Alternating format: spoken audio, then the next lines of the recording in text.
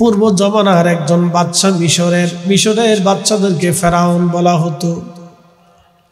এই ফেরাউন জানতে পারল এই মিশরের একটা অঞ্চলে একটা মা আছে, তার 7টা সন্তান আছে, বড় বুজুর্গ। এই 7টা সন্তান নিয়ে মাটা বসবাস করে, কিন্তু সন্তান এবং মা পাক্কা ইমানদার।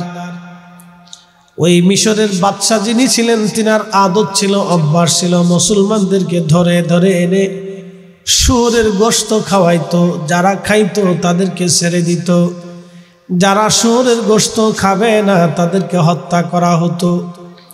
যেমন অদূরে আগামীতে দাজ্জাল পৃথিবীতে আসবে, দাজ্জালকে যে খোদা মানবে তাকে ছেড়ে দেওয়া হবে, আর দাজ্জালকে যে খোদা মানবে না তাকে হত্যা করা হবে। দাজ্জালের আনুগত্য যে করবে তাকে ছেড়ে দেওয়া হবে, দাজ্জালের আনুগত্য যারা করবে না তাদেরকে হত্যা করা হবে। খমনাবাসী খুব মনোযোগ দিয়ে কথাগুলি শুনবেন। ফেরাউন মুসলমানদেরকে ধরে ধরে এনে শুয়োরের গোশত খাওয়াইতো, আর যারা শুয়োরের গোশত খাইতো ফেরাউন তাদেরকে ছেড়ে দিত, আর যারা শুয়োর খাইতো না ফেরাউন তাদেরকে হত্যা করত। কঠিন মুসিবতের সময়, এই সময় পাক্কা ইমানদার ছাড়া বাঁচা কঠিন ছিল। সে সময় ফেরাউন জানতে পারল অমুক একটা অঞ্চলে এক নারী থাকে, তার 7টা সন্তান আছে, তারা ইমানদার। ফেরাউন বলল তাদেরকে ধরে নিয়ে আসো, তাদেরকে পরীক্ষা করা হোক। ধরে নিয়ে আসার পরে শুয়োর জবাই করে শুয়োরের গোশত রান্না করে ওই 7 জন পুরুষ 7টা সন্তান এবং মায়ের সামনে ওই শুয়োরের গোশত দেওয়ার পরে ফেরাউন ডাক দিয়ে বলল, তোমরা যদি শুয়োরের গোশত খাও তোমাদেরকে আমি বিল্ডিং বানিয়ে দেব, প্রাসাদ বানিয়ে দেব, আর রাজকোষ থেকে প্রতিনিয়ত তোমাদেরকে বেতন দিব। ফেরাউন এই প্রস্তাব দেওয়ার পরে ওই মুসলিম মা এবং তার সন্তানরা সেই দিন ডাক দিয়ে বলল, ফেরাউন আমরা আল্লাহর হুকুম বাদ দিয়ে তুমি দুনিয়ার রাজার হুকুম মেনে নিয়ে আমরা আখিরাত বরবাদ করতে পারবো না, আমরা শহীদ হয়ে যাব, কিন্তু শুয়োরের গোশত খেয়ে জাহান্নামী হতে পারবো না। একবার জোরে বলা যাবে কি আল্লাহু আকবার। এই বাচ্চা 7টা ভাই সহ তার মাকে ধরে নিয়ে আসা হলো। মাকে ধরে নিয়ে আসার পরে ফেরাউন এবার ওই মহিলাকে বলল, মেয়ে মহিলা বলো, তোমার সন্তান সহ যদি তোমরা এই শুয়োরের গোশত খাও তোমাকে ছেড়ে দেব। মহিলা বলল, ফেরাউন আমার রব বড় শক্তিশালী, আমার মালিক আমার আল্লাহ, আমার রবের বিধানের অমান্য করে আমি তোমার কথায় শুয়োরের গোশত খেয়ে আখিরাত বরবাদ করতে পারবো না রে ফেরাউন। জীবন দিব কিন্তু মিথ্যার সামনে মাথা নত করব না। এমন মুসলমান পাওয়া বিরাট বড় মুশকিল, দুষ্কর। প্রিয় ভাইরা আমার খুব মনোযোগ দিবেন। হাজিরিন, ওই মহিলা ফেরাউন তখন বলল, মহিলারে বুঝছি সোজা আঙ্গুলে ঘি উঠবে না, আঙ্গুল বাঁকা করা লাগবে। সেই জন্য ফেরাউন বলতেছে বড় ছেলেটাকে আলাদা করলো, 6টা ভাইকে বেঁধে রাখছে, মাকে বেঁধে রাখছে। বড় ছেলেটার সামনে শুয়োরের গোশত আনা হলো। যুবক তুমি বলো তুমি কি শুয়োরের গোশত খাবে? যদি তুমি এক টুকরা খাও তাহলে তোমাকে ছেড়ে দেওয়া হবে, তোমার পরিবারকে ছেড়ে দেওয়া হবে। ওই যুবকটা ডাক দিয়ে বলল, ফেরাউন আমার রব আমার মালিকের হুকুম বাদ দিয়ে তোমার হুকুমে শুয়োরের গোশত খেয়ে আমি আখিরাত বরবাদ করব না। একসাথে বলবেন আল্লাহু আকবার। আরে ফেরাউন তোমার হুকুম মানিয়া আল্লাহর হুকুম অমান্য করব না। কাজী নজরুল ঠিকই লিখেছেন, আল্লাহতে পরিপূর্ণ ঈমান কোথা সে মুসলমান, আল্লাহতে পরিপূর্ণ ঈমান কোথা সে মুসলমান, আল্লাহতে পরিপূর্ণ ঈমান কোথা সে মুসলমান। রোমানদের সাথে যুদ্ধ হলো। নবীর একজন সাহাবী, তার নাম আব্দুল্লাহ ইবনে হুযাইফা, তাকে ধরে নিয়ে যাওয়া হলো রোমান সম্রাটের রাজদরবারে। রোমান সম্রাট শুনতে পারল মুসলিম বাহিনীর ভিতরে একজন নবীর সাহাবীকেও ধরে আনা হয়েছে। রোমান সম্রাট চিন্তা করলো, নবীর এত এত মুজিজা শুনেছি তার সাহাবীরা নাকি অনেক বড় পাক্কা ঈমানওয়ালা, খুব মজবুত কালবওয়ালা। আজকে নবী দেখি নাই, কিন্তু সাহাবী আজকে দেখবো সাহাবী কেমন। হোমনাবাসী শুনে যাবেন, রোম সাম্রাজ্যের সম্রাট তিনি সাহাবী আব্দুল্লাহ ইবনে হুযাইফাকে ডেকে নিয়ে গেলেন, শিকল দিয়ে হাত পা বেরি বুড়ি বাঁধা। ডেকে নিয়ে যাওয়ার পরে জিজ্ঞেস করলেন, আপনার নাম কি? আব্দুল্লাহ ইবনে হুযাইফা বলে, হ্যাঁ। বলতেছে, আমি রোম সম্রাট আপনাকে প্রস্তাব দিচ্ছি, হে আব্দুল্লাহ, আপনি যদি আমার ধর্ম গ্রহণ করে নেন তাহলে এই রোম সম্রাটের একটা মাত্র কন্যা সন্তান আছে, আমি আপনার সঙ্গে আমার মেয়েটাকে বিবাহ দিয়ে দেব। হোমনাবাসী আব্দুল্লাহ ইবনে হুযাইফাকে রোম সম্রাট ডাক দিয়ে বলল, হুযাইফা যেহেতু কোনো কাজেই মানে না, তাহলে তাকে হত্যা করে ফেলো। হযরত আব্দুল্লাহ ইবনে হুযাইফাকে শুলে চড়ানোর জন্য নিয়ে যাওয়া হচ্ছে। তখন তিনি কাঁদতে লাগলেন। তখন সৈন্যরা যে বাদশাকে বলল, বাদশা আব্দুল্লাহ ইবনে হুযাইফা কেঁদে ফেলেছে। তখন বাদশা চিন্তা করলেন, যেহেতু কেঁদে ফেলেছে সেহেতু সে ভয় পাইছে, আমার প্রস্তাবে সে রাজি হয়ে যাবে। যেহেতু কেঁদে ফেলেছে সেহেতু সে দুর্বল। রোম সম্রাট আবার এসে আব্দুল্লাহ ইবনে হুযাইফাকে বলেন, হে আব্দুল্লাহ ইবনে হুযাইফা, রাসূলের সাহাবী, আপনি কেঁদে ফেলেছেন, বুঝতে পারছি আপনি দুর্বল হয়েছেন, আমার প্রস্তাবে রাজি হয়ে যান, আমার মেয়েটা বিয়ে করেন, খ্রিস্টান হয়ে যান, রোম সাম্রাজ্যের সম্রাট আপনাকে বানাই দেই। আব্দুল্লাহ ইবনে হুযাইফা ডাক দেখে, সম্রাট, তুমি ভাবছো আমি দুর্বলতার কারণে কেঁদে ফেলেছি? না, আমি কাঁদতেছি, আমি কিছু সময় পরে শহীদ হয়ে যাব, আমি এই জন্য কাঁদি। আমার রব কেন 1000 জীবন আমাকে দেয় নাই? আমাকে একবার শহীদ করার পরে যেন আবার জীবন হয়, আবার যেন শহীদ হয়, আবার জীবন হয়, আবার যেন শহীদ হয়। আল্লাহর প্রতি আমি রাসূলের সাহাবী, 1000 বার জীবন পাইলে 1000টা জীবন আমি আল্লাহর পথে শহীদ হতাম, সেই তামান্না নিয়ে আমি কাঁদতেছি, কেন আল্লাহ আমাকে 1000 জীবন দেয় নাই? আল্লাহু আকবার। প্রিয় উপস্থিতি, এই জন্য তারা পৃথিবী বিজয় করেছিল। নাম শুনিয়া রোম সাম্রাজ্য, পার্সিয়ান সাম্রাজ্য থরথর করে কেঁপেছে তাদের নাম শুনে শুনে। কাজী নজরুল ঠিকই লেখলেন, আল্লাহতে পরিপূর্ণ ঈমান কোথা আসে মুসলমান, আল্লাহতে পরিপূর্ণ ঈমান কোথা আসে মুসলমান। ইমাম আবুল ফারাজ ইবনুল জৌজি লেখেন, ওই মিশরি মা সন্তান বড় ছেলেটা বলল, বাদশা জীবন যাবে কিন্তু শুয়োরের গোশত খাবো না। বাচ্চা বলল, তার 10টা আঙ্গুল কাটো, আমি তাকে হঠাৎ করে মেরে ফেলবো না। মৃত্যুটা 2 ধরনের মৃত্যু, একটা মৃত্যু ধীরে ধীরে ধীরে ধীরে মারা যায়, এটা বড় যন্ত্রণার মৃত্যু, আর একটা মৃত্যু হঠাৎ করে মরে যায়, খুব আরামের মৃত্যু। বাচ্চা বলতেছে, আমি যদি তার দ্রুত গতিতে মৃত্যু সংগঠিত করে দেই তাহলে সে আরামে মারা যাবে, কিন্তু আমি তাকে আরামে মারবো না, ধীরে ধীরে তিলে তিলে মারবো। এই জন্য হযরত বেলালের ইসলামের জন্য বেশি ত্যাগ কষ্ট স্বীকার করেছিলেন হযরতে বেলাল। ধীরে ধীরে ধীরে ধীরে তাকে মারা হতো, মাঝে মধ্যে অজ্ঞান হয়ে দুম হয়ে পড়ে থাকতেন, আবার হুঁশ আসতো, আবার পিটানো হতো। এইভাবে মাসের পর মাস বেলালকে মারা হতো। তারপরে হযরত বেলাল আহাদ আহাদ আহাদ আহাদ বলে কাঁদতো।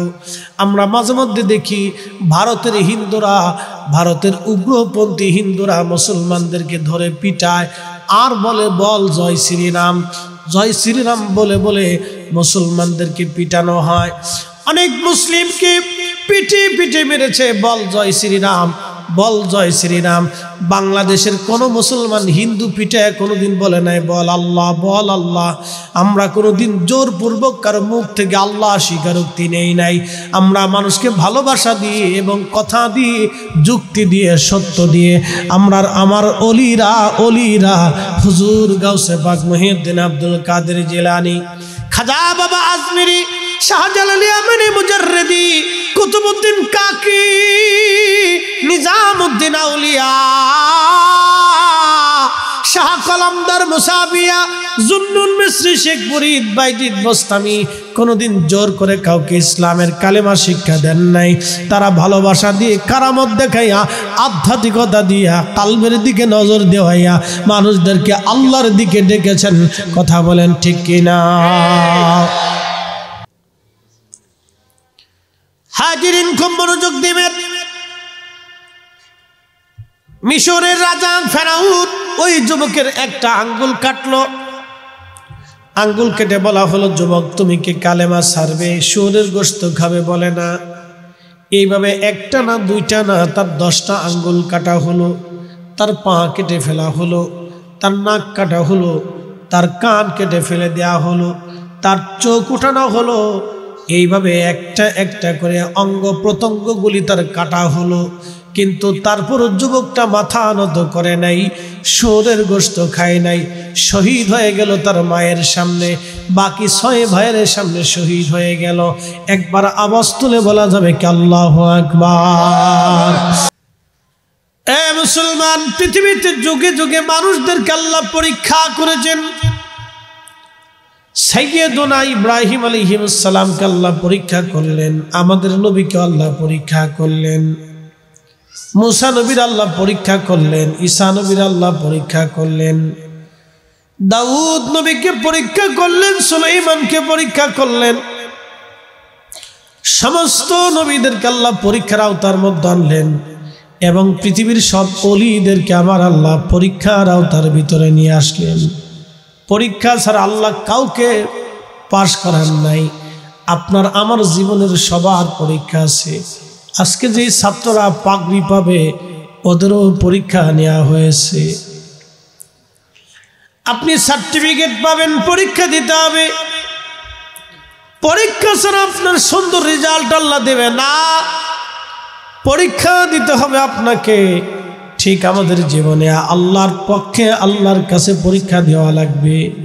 চূড়ান্ত পরীক্ষা কবরে হবে, হাসরের ময়দানে আল্লাহ চূড়ান্তভাবে পরীক্ষা নিবেন। ধনী ব্যক্তির 500 বছর আগে আমার রব গরিবকে জান্নাতে, আমার আল্লাহ পাক ধনী ব্যক্তির 500 বছর আগে আল্লাহ গরিব জান্নাতে দিয়ে দিবে।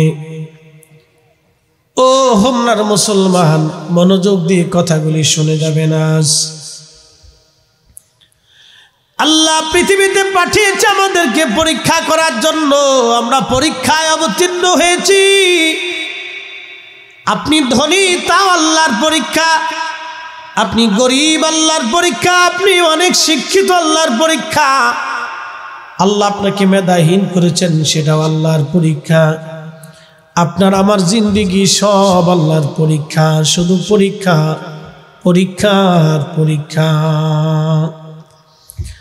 আল্লাযী খালাকাল মাউত, আল্লাহ বললেন আমি তোমাদের মৌত সৃষ্টি করলাম। অল হায়াতা লিয়াবলুয়াকুম আইয়ুকুম আহসানু আমালা।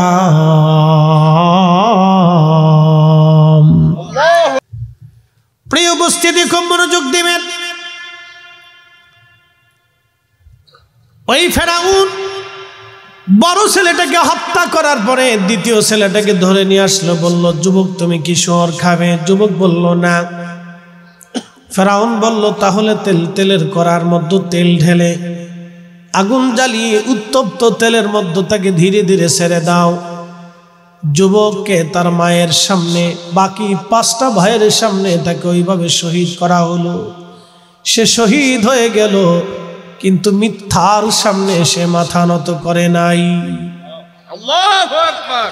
মহিলা বড় পাক্কা ইমানদার। আপনি চিন্তা করেন তাহলে মায়ের ইমান কত মজবুত। সেই দিন 3 নম্বর ছেলেটাকে ধরে আনা হলো। ফেরাউন বলল, হে যুবক, তুমি কি শুয়োরের গোশত খাবে? যুবক ডাক দিয়ে বলতেছে, ফেরাউন, ও ফেরাউন, আমার আল্লাহ সবল, তুমি দুর্বল। আমি দুর্বলের হুকুম মেনে সবলের হুকুম অমান্য করে জাহান্নামে যেতে পারবো না। তেলের গাড়ি তেলে চলে, হাওয়ার গাড়ি হাওয়ায় উড়ে, বিনা তেলে চালাই গাড়ি নবী সুলাইমান।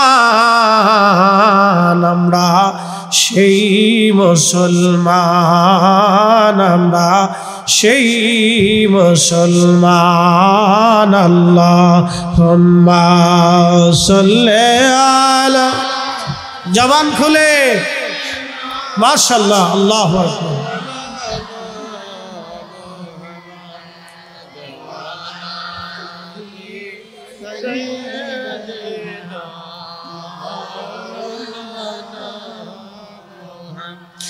কখনো তোমাকে যদি ভুলি, হেদায়েতের আলো জেলে নিও কাছে তুলি, ঠাই দিও প্রিয়তম অগমহিয়ান।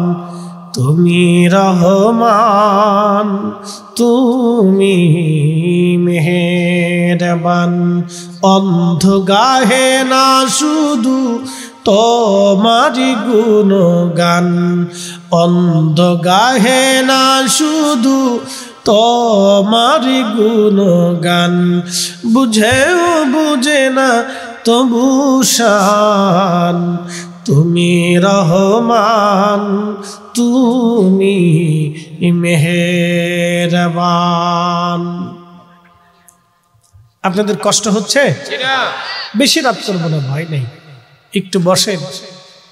কালকে রাত্রে এই 3টার সময় মাহফিল সারছি, এটা করে ঢাকা আসছি দিন 9টার সময়, পুরো জ্যাম জট কুয়াশা ঠেলে জমা পড়ে আসছি, বুঝিনি এবার ঘুমাই কোন সময়।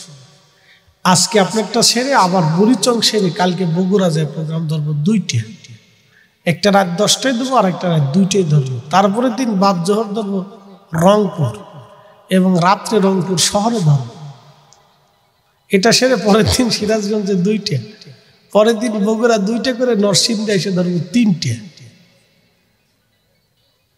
শুধু একটু শিডিউল দিলাম, আল্লাহ চালায়। একসাথে বলবেন আল্লাহু আকবার। অনেকে কেমনে সম্ভব? আমাকে অমনি সম্ভব, আল্লাহ যেমনি সম্ভব করে অমনি সম্ভব। কণ্ঠ টিকে কেমনে? আমাকে আল্লাহ টিকে, আমার কোনো হাত নাই। তো খুব মনোযোগ দিয়ে ইমানের বলে বলিয়ান আপনি শোনেন, আপনাদেরকে একটা তথ্য দিয়ে যাই, সারা জীবন মনে রাখবেন। আপনি আল্লাহকে যেইভাবে বিশ্বাস করবেন, আল্লাহ আপনার সাথে সেইভাবে ব্যবহার করবে।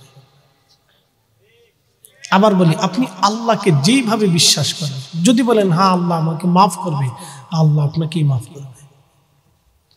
যদি বলেন হ্যাঁ আমার রব আমার জন্য রিজিক রাখবেই, হ্যাঁ আপনার জন্য রিজিক যে কোনো ভাবেই রাখবে, আপনাকে হারাম খেতে হবে না। একসাথে বলবেন আল্লাহু আকবার। আপনি যদি বিশ্বাস করেন যে হ্যাঁ আমাকে শেফা আল্লাহ দিবেই, হ্যাঁ আল্লাহ আপনাকে অবশ্যই শেফা দিবে, আপনাকে ইয়াকিন রাখতে হবে, বিশ্বাস পিওর রাখতে হবে, 100% সম্পূর্ণ ইয়াকিন রাখতে হবে, আল্লাহর প্রতি বিশ্বাস রাখতে হবে, তাহলে আপনি পাবেন। ওনাকে ডাকলে পাওয়া যায়, ডাকার মতো ডাকলে পাওয়া যায়। এই জন্য পৃথিবীতে অলিরা কেন অলি হয় জানেন? অলিরা হয় আল্লাহর প্রতি অলিদের অগাধ বিশ্বাস থাকতো, অগাধ বিশ্বাস থাকতো আল্লাহর প্রতি। শোনেন, এই জন্য খাজা বাবা আজমিরি একা যা করছে আমরা লক্ষ লক্ষ আলেম তা পারি নাই। বলে হুজুর কেমন? বুঝাই দিয়ে যাই। এই যে বর্তমানে বাংলাদেশে, ভারতে, পাকিস্তানে হাজার হাজার মাহফিল হয়, হাজার হাজার, প্রতিদিন ঘন্টায় ঘন্টায় ঘন্টায় ঘন্টায় নসিহত হয়, প্রত্যেক জুমাতে লক্ষ লক্ষ মসজিদে ওয়াজ হয়। বলেন তো মুসলমান হয়েছে কয়জন? কয়টা মুসলমান বানাইতে পারছি? পারি না। খাজা বাবা আজমিরি যখন আসছিলেন তখন তিনি কি ওয়াজ করলেন যে 90 লক্ষ মানুষ কালেমা পড়ল। একসাথে বলবেন আল্লাহু আকবার। এই জন্য আমরা অলিদেরকে ভালোবাসি। বেদাতি সেদাতি যাই বলেন, মাজার পূজারি পীর পূজারি যাই বলেন, বলতে পারেন, আপনার মুখের স্বাধীনতা আছে, কিন্তু বইলে লাভ হবে না। আপনি পীর পূজারি, মাজার পূজারি, ভণ্ড, বেদাতি যা খুশি ইচ্ছা বলতে পারেন, আপনার মুখের স্বাধীনতা আছে, বক্তব্যের স্বাধীনতা আছে, আপনি বলতে পারেন, কিন্তু বলে লাভ হবে না। এই অলিরা আসছিলেন বিধায় আজকেই কালেমার স্বাদ আপনি পাইছেন। কেউ যদি অলিদেরকে অস্বীকার করে তা আমি মনে করি সে তার নিজের বাপকে অস্বীকার করছে। নিজের বাপ অস্বীকার করলে সে, যেমন এই উপমহাদেশে আউলিয়া কেরাম আসার পরে ইসলাম আমাদেরকে যেইভাবে দিয়েছেন, আউলিয়া কেরামের কারণে আজকের এই সুন্দর ইসলাম আপনি পেয়েছেন। নতুবা ইসলাম তো দূরের কথা, ইসলাম কি জিনিস ভারতের বহু অঙ্গরাজ্যে যায় দেখেন, বহু জায়গা ভারতের যায় দেখেন, বহু জায়গা আছে যেখানে মাইক দিয়ে মুসলমান আজানি দিতে পারে না। আপনি যান, আমাদের দেশে হিন্দুরা মায়ের কোলে ঘুমায়, কি কথা কন না কেন? আপনি জানতো হোমনাথে কোনো হিন্দুর বাড়ি আক্রমণ করেন, আমি করতে দিব? জীবনও করতে দিব না, জীবনও করতে দিব না। আপনি পারবেন না, কখনোই না। আপনি যে কোনো হিন্দুর দোকান লুট করবেন, আমরা থাকতে করতে দিব না, হবেই না, করতেই দিব না। এটা অন্যায়, কি কথা কন না কেন? এটা অন্যায়, আমরা হতেই দিব না, এটা কখনোই না, এটা হতেই দিতে পারি না। কিন্তু আপনি যা দেখেন ভারতের বহু জায়গা আছে মুসলমানরা আজানি দিতে পারে না মাইকে।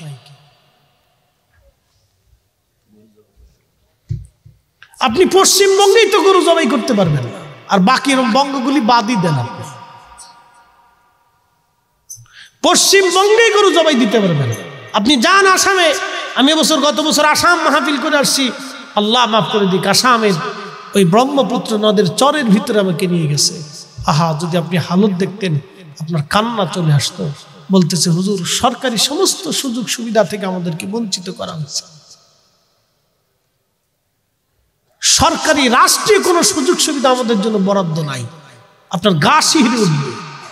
বলতেছে, আপনি আসছেন বহু দূর থেকে মেহমান, আপনাকে নিয়ে আসছি, একটু দোয়া করে যান। বুঝতে পারছেন? একটু বাস্তবতা আমার চোখে দেখা।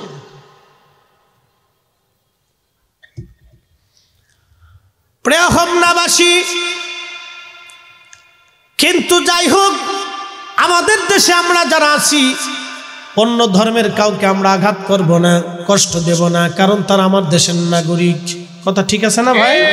ইসলাম এটা কখনো সমর্থন করে না। সে আপনার দেশের, সেই দেশের অধিকার তার আছে, সে অধিকার পাবে। ইসলাম এটা কখনো অনুমোদন দেয় না, এই জন্য আমরা কখনো এটা মানব না। কিন্তু পার্শ্ববর্তী দেশের আসামে এক নীতি, কলকাতায় আর এক নীতি, উত্তরপ্রদেশে আর এক নীতি, গুজরাটে আর এক নীতি, এক এক প্রদেশের এক এক নীতি। সব নীতিতেই মুসলমানদেরকে বঞ্চিত করে। আপনি সারা ভারতে যা দেখবেন, বিজেপি যারা আছে, এই মোদী সরকার, তাদের কাজই হচ্ছে মুসলমানদেরকে হটাও, সরকারি সমস্ত সুযোগ সুবিধা থেকে তাদেরকে বঞ্চিত করা। তাদের কাজই এটা। এক এক প্রদেশে এক একটা নীতি, শুধু মুসলমানদের সাথে বৈষম্য, শুধু মুসলিমদের সাথে বৈষম্য। তেলের গাড়ি তেলে চলে,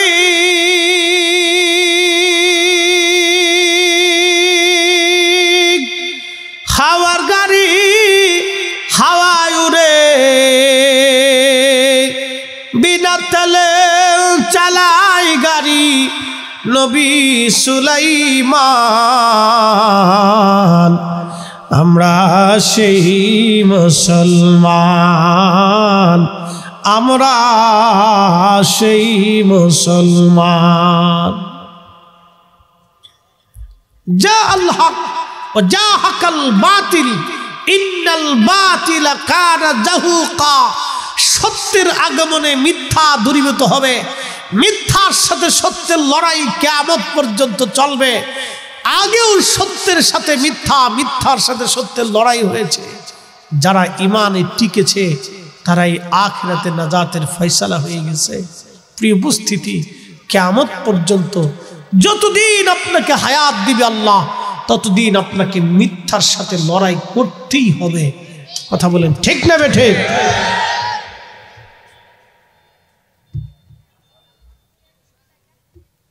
আপনাদের চুপ থাকা লাগবে, ঠিক আছে? লড়াচড়া করা যাবে না বাবা, ওরা সুযোগ পায় না, যদ্দূর পায় তদ্দূর ছাড়ে না, বুঝতে পারছেন? সারাদিন আচ্ছা ঠিক আছে, বক্তা আমার একটা পাওয়া গেছে।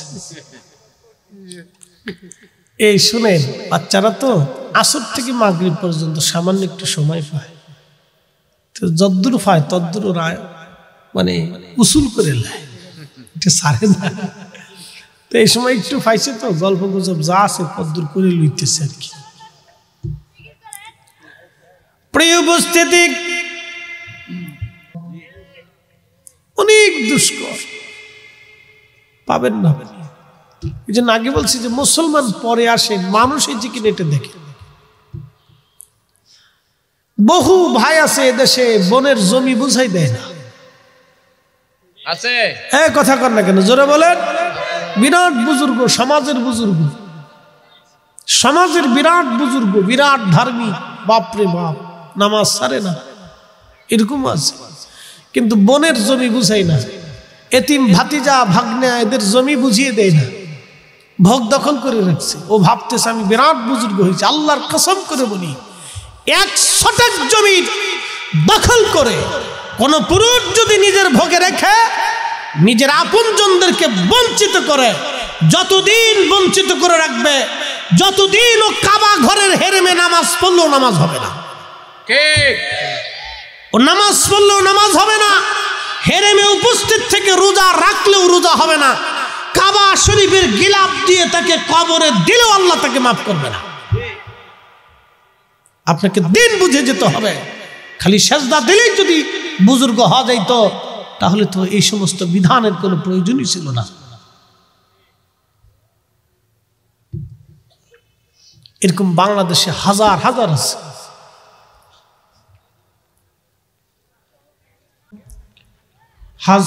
হাজারো হাফিজ উস্তাদ, আন্তর্জাতিক খ্যাতি সম্পন্ন কারি হাফিজ মাওলানা বদিউজ্জামান সাহেব, প্রধান আকর্ষণ হাফিজ মাওলানা মুফতি আমিনুর রহমান আল কাদরি সাহেব, আমন্ত্রিত অতিথিবৃন্দ, এলাকার গণ্য মান্য ব্যক্তিবর্গ, জিকির তালিম প্রদানে মাওলানা শফিকুল ইসলাম সাহেব সহ সকল উলামা আহলে সুন্নাত, এলাকার গণ্য মান্য ব্যক্তিবর্গ, কলিজার টুকরো যুবক ভাইরা, পর্দানিশীল আমার সম্মানিতা মা বোনেরা, মাইকের আমার যত দূর পর্যন্ত যাচ্ছে, শুকরিয়া সে আল্লাহর দরবারে যিনি আমাকে এবং আপনাকে এই শীতের ভিতরে, এই প্রচণ্ড শীতের ভিতরে সব কিছু ফেলে রেখে আল্লাহর বেহেশতের বাগানের জন্য মনোনীত করেছেন।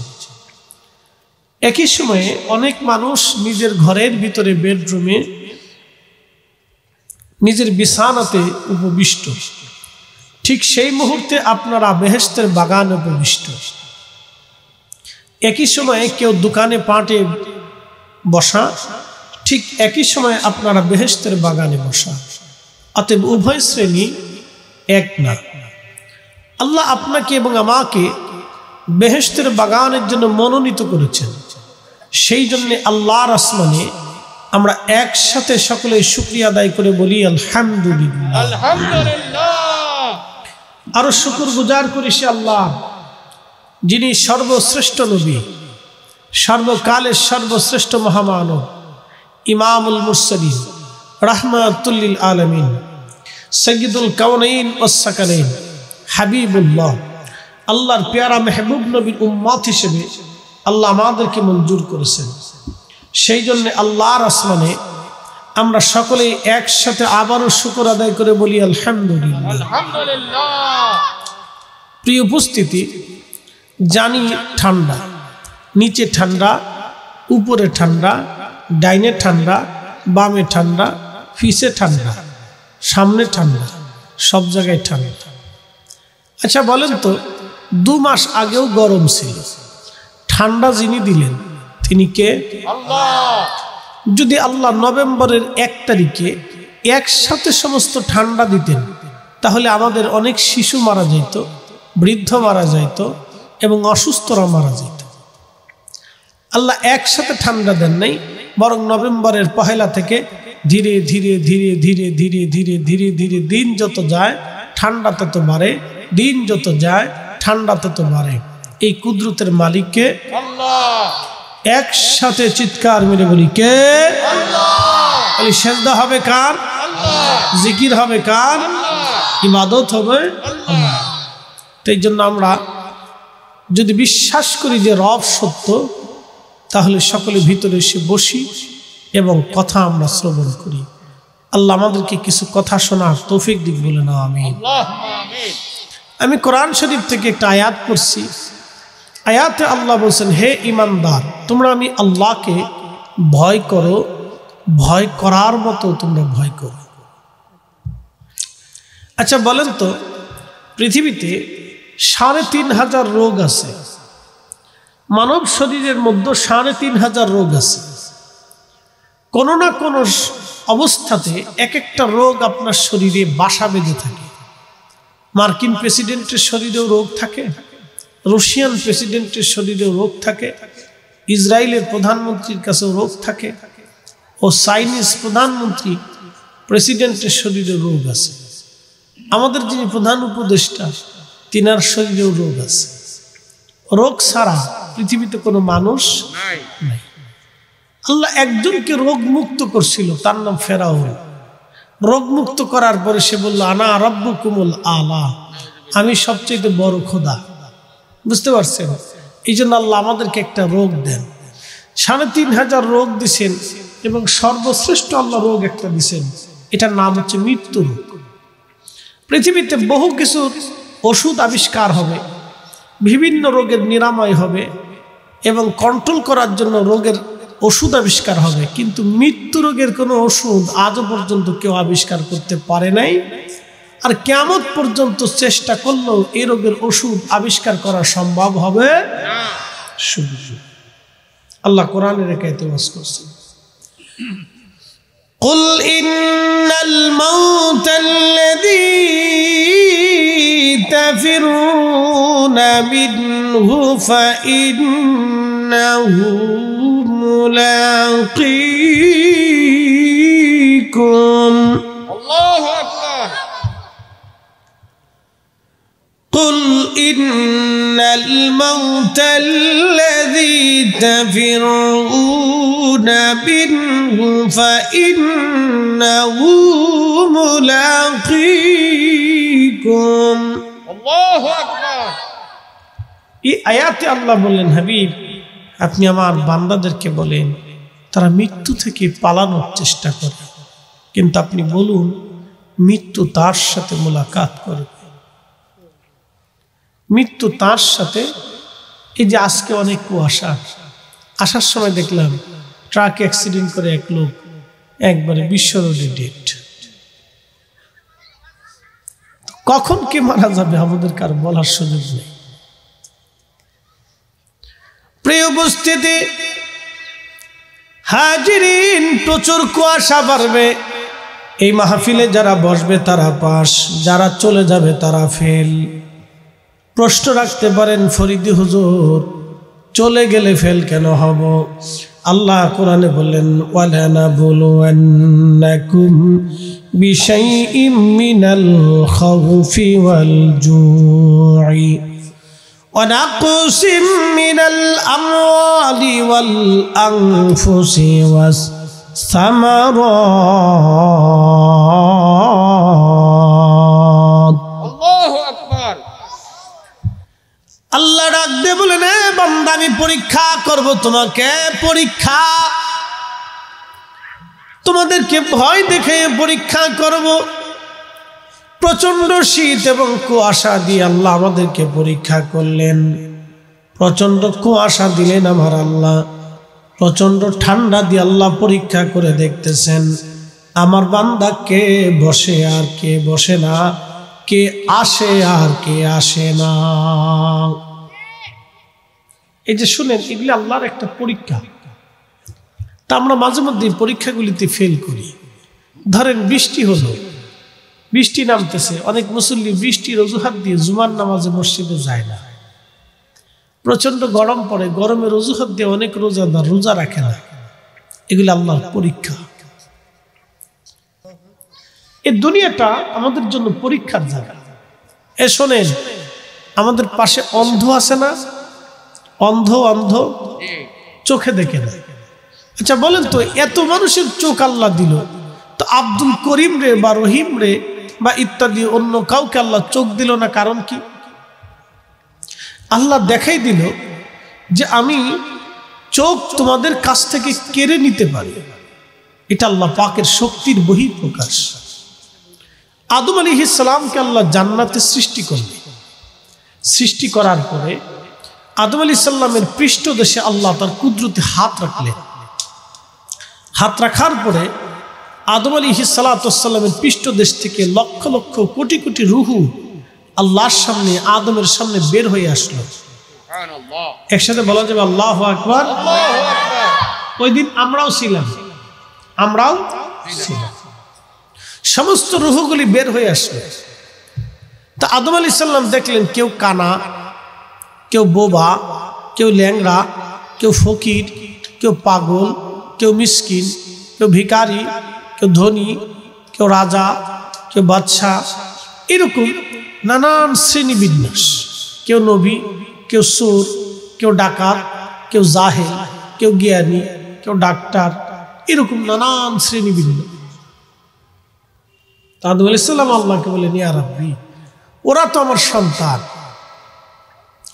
সন্তানের প্রতি বাবার ভালোবাসা তো অপরিসীম থাকে। আল্লাহ, আমি তো তাদের বাবা, তা আপনি দয়া করে আমার এই সমস্ত সন্তানদেরকে সমান করে দেন। কাউরে ধনী দিয়েন না, গরিব দিয়েন না, অন্ধ দিয়েন না, চোখওয়ালা দিয়েন না, বুবা বানায়েন না, জবানওয়ালা করেন না। আল্লাহ আপনি এক লেভেল করে দেন। আল্লাহ ডাক দিলেন, আদম আমি এক লেভেল করব না, আমি বৈষম্য রেখে দিব। বলে আল্লাহ কারণ কি? বলে এই বৈষম্য করে পৃথিবীতে পাঠাইয়া আমি আল্লাহ আমার বান্দাদেরকে পরীক্ষা করব। কি করবে আল্লাহ? পরীক্ষা করবে। শোনেন, আপনাদেরকে বলি, যারা দরিদ্র আছেন, যারা গরিব আছে, তাদের হতভম্ব হওয়ার, চিন্তিত হওয়ার কিছু নাই। আল্লাহ তাদের জন্য একটা সুসংবাদ দিয়ে রাখছেন। ধনী ব্যক্তির 500 বছর আগে গরিবরা জান্নাতে চলে যাবে। আসতে হয়ে গেল না? জোরে বলবেন আল্লাহু আকবার। আপনার আল্লাহ দুনিয়া দেন নাই, কিন্তু আখেরাত দিয়ে রাখছেন। গরিবকে আল্লাহ দুনিয়া দেয় নাই, কিন্তু আখেরাত দিয়ে রাখছে। আল্লাহ বড় অন্যায় বিচারক। আল্লাহ কখনো অন্যায় বিচার করে না। কখনো তোমাকে যদি ভুলি, হেদায়েতের আলো জেলে নিও কাছে তুলি, ঠাই দিও প্রিয়তম, ঠাই দিও প্রিয়তম, ওগো মহিয়ান তুমি রহমান, তুমি মেহেরবান। অন্ধ গাহে না শুধু তোমার গুণগান, অন্ধ গাহে না শুধু তোমার গুণগান, বুঝেও বুঝে না তবু শান, তুমি রহমান, তুমি মেহেরবান।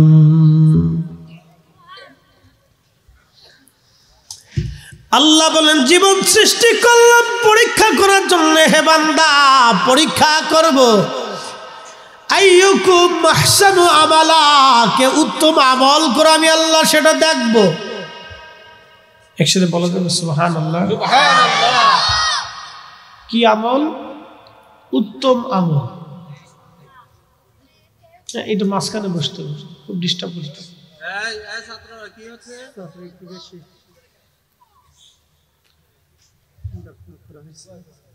আইয়ুকুম আহসানু আমালা, কে ভালো কাজ করো আমি সেটা দেখ। আমার দিকে তাকান, পৃথিবীতে ভালো কাজের মানুষের সংখ্যা কম। আপনি দেখেন তো, মুসলমান পরে হিসেব করেন, আল্লাহ তো কোরআনে বলছে হাক্কা তুকাতিহি, আমি আল্লাহকে ভয় করো, ভয় করার মতো ভয় করো। এরপর আল্লাহ বলছেন ওয়ালা তামুতুন্না ইল্লা ওয়া আনতুম মুসলিমুন, তোমরা মুসলমান হয়ে তারপরে কবরে আসো। আপনি মুসলমানের হিসাব পরে কষেন, মানুষের হিসাব করেন। আচ্ছা বলেন তো, যারা হোটেলে এই মুরগির গোশত চালাইতে যায়, মরা মুরগি চালাই যায়, আপনি মুসলমানের হিসাব পরে করেন, সে মানুষ হইতে পারছে? একসাথে বলেন, সে কি মানুষ হতে পারছে? মানুষই হয়নি, মুসলমান পরে। মানুষই হয়নি, মুসলমান আরো পরে আসে। আচ্ছা বলেন তো, যারা টাকা দিয়ে অর্থকরী করে, স্বজনপ্রীতি করে, সমাজে বিচার করে, তারা কি মানুষ হতে পারছে? মুসলমান পরে আসে, মানুষই তো হয়নি। মানুষই তো হয়নি, মুসলমান পরে কেসে স্বজনপ্রীতি করে, অর্থের লোভে, দলের টানে, মতের টানে বিচার করে, তারা তো মানুষই হয়নি, মুসলমান পরে হিসাব করে। আপনাকে এটা বুঝতে হবে। আল্লাহ বলেন ওয়ালা তামুতুন্না ইল্লা ওয়া আনতুম মুসলিমুন, তোমরা মুসলমান হয়ে কবরে এসো। মুসলমান মিথ্যা বলে? আসতে বলেন কেন, জোরে বলেন। মুসলমান কি মিথ্যা বলে? মুসলমান হারাম খায়? মুসলমান অন্যের সম্পদ মেরে খায়?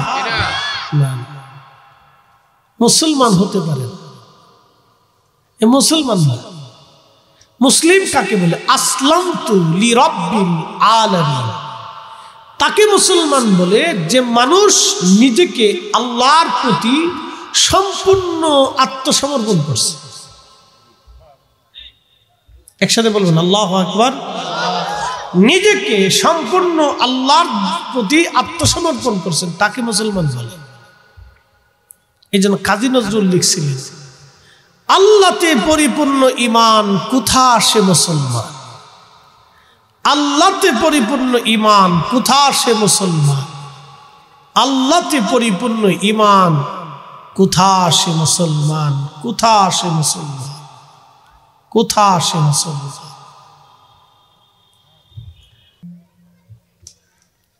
আপনি কি মনে করতেছেন, দাজ্জালের আনুগত্য কি দিন দিন বাড়তেছে না? বাড়তেছে। কি কথা কন না কেন, বাড়তেছে না? বাড়তেছে।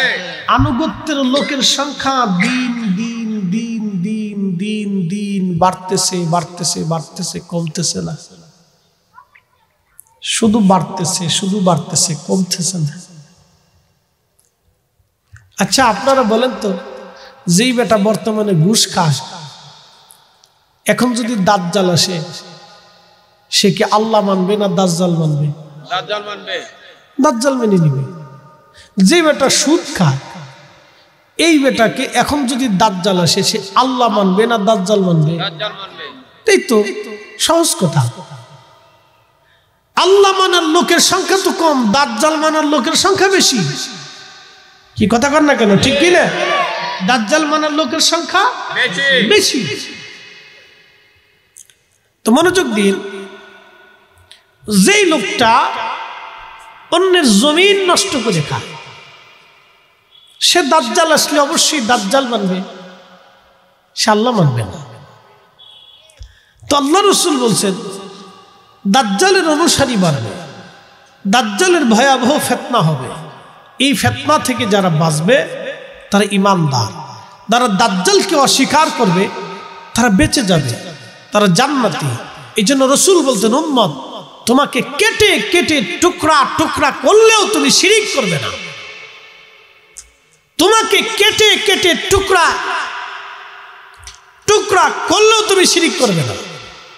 আচ্ছা বলেন, বর্তমান সনাতন ধর্মের যারা আছে, যারা মূর্তির সামনে পাথরের সামনে সিজদা দেয় তারা মনে করে বিদ্যার দেবতা সরস্বতী, সরস্বতী আমাদেরকে বিদ্যা দেয়। তাদের ধারণা লক্ষ্মীর দেবতা আছে, এই জন্য লক্ষ্মী পূজা করে। তাদের ধারণা গোমাতা আমাদের দেবতা, সে দুধ দেয়, সেই জন্য গোমাতার পূজা করে। তাদের ধারণা শিব শক্তি এবং যৌবনের দেবতা, সে আমাদের শক্তি এবং যৌবন দেয়, সেই জন্য শিবের পূজা করে। তারা মনসার পূজা করে, কারণ সাপের এই অত্যাচার থেকে যাতে তারা বাঁচতে পারে, এই জন্য মনসার পূজা করে। আচ্ছা, মনোযোগ দিন। তারা কালীর পূজা করে, দুর্গার পূজা করে, গণেশের পূজা করে, লোকনাথের পূজা করে। এরকম করতে করতে করতে করতে বহু বিশ্বাসে, বহু দেবতায় তারা পূজারী পূজা করে। এখন বলেন, এখন যদি দাজ্জাল আসে তাহলে সমস্ত সনাতনীরা দাজ্জালকে মেনে নেবে, সমস্ত শিখেরা দাজ্জাল মানবে, সমস্ত বৌদ্ধরা দাজ্জাল মানবে, সমস্ত খ্রিস্টানরা দাজ্জাল মানবে, সমস্ত ভিন্ন মতের বিশ্বাসের মানুষরা দাজ্জাল মেনে নিবে। একমাত্র পাক্কা ইমানদাররাই ইমাম মাহদীকে মেনে নিবে। কথা বলেন ঠিক না বেঠে?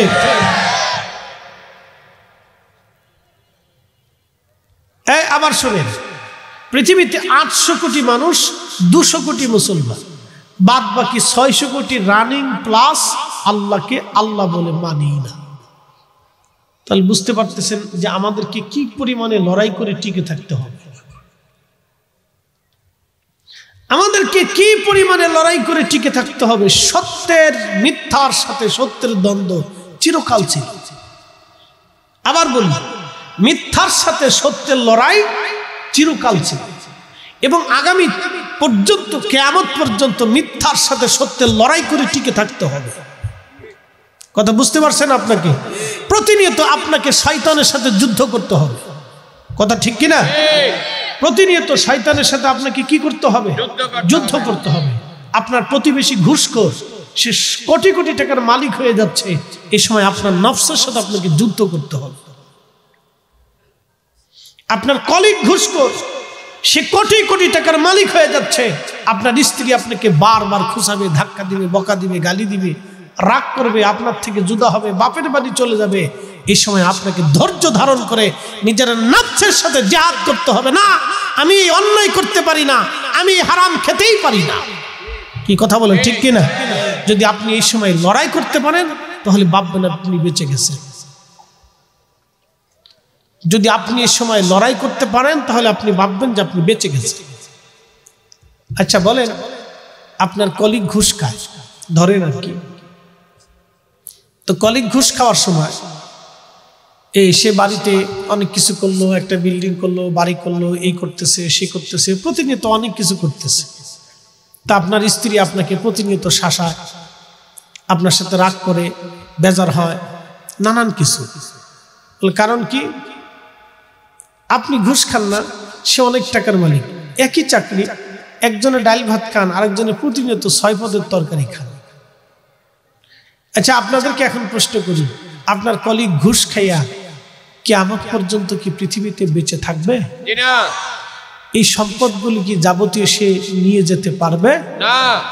তাহলে কিয়ামতের ময়দানে যখন সে আল্লাহর দরবারে আসামি হবে, তখন তার স্ত্রী কি তার গুনাহের জিম্মাদারি নেবে? না।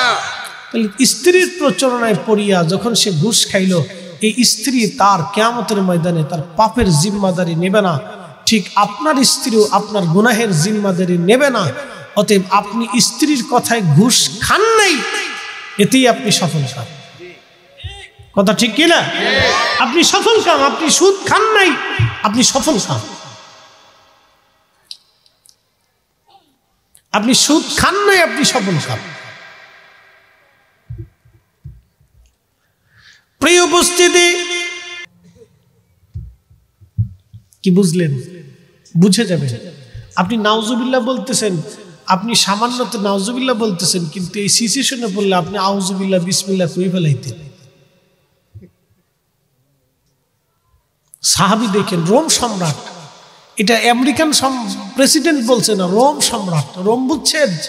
তুরস্ক, ইউরোপের বিরাট বিরাট অংশ মিলে বিরাট সাম্রাজ্য, বাংলাদেশের অন্তত 500 দেশের সমান একটা বিরাট সাম্রাজ্যের সম্রাট ছিলেন। তাও 1-2 বছর না, 8-9 হাজার বছর ধরে একটা সাম্রাজ্য চলমান। সেই সাম্রাজ্যের প্রধান সে বলতেছে, আপনি রাসূলের সাহাবী, প্রস্তাব দিচ্ছি যদি আপনি আমার খ্রিস্টান ধর্ম গ্রহণ করে নেন তা আমার একটা মাত্র কন্যা আপনার সাথে বিয়ে দিয়ে দেব। নাউযুবিল্লাহ। আব্দুল্লাহ ইবনে হুযায়ফা বললেন, তা হবে না। বলতেছে, যদি তাতেও রাজি না হন তাহলে বলুন, আমার পুরা রোম সাম্রাজ্য আপনাকে দিয়ে দিব, পুরা রোম সাম্রাজ্যের সম্রাট আপনাকে বানিয়ে দেব আমার মেয়ের সাথে বিবাহ দিয়ে। বলুন আপনি রাজি হয়ে যান, হে রাসূলের সাহাবী। তিনি বললেন, না, তাও হবে না। আল্লাহু আকবার। না না, আরো জোরে জোরে বলেন, জোরে জোরে জোরে। এরা সাহাবী, জোরে বলেন, তারা কি? সাহাবী। একসাথে বলেন, তারা কি? সাহাবী। সাহাবী। আল্লাহ বলেন, রাদিয়াল্লাহু আনহুম, আমি তাদের উপরে রাজি, ওরাদু আন, আল্লাহ আমি তাদের উপরে রাজি, তারাও আমি আল্লাহর উপরে রাজি। যালিকা লিমান খাশিয়া রাব্বা, কারণ তারা আমি আল্লাহকে ভয় করত। সুবহানাল্লাহ। কাকে ভয় করত? আল্লাহকে। আল্লাহকে।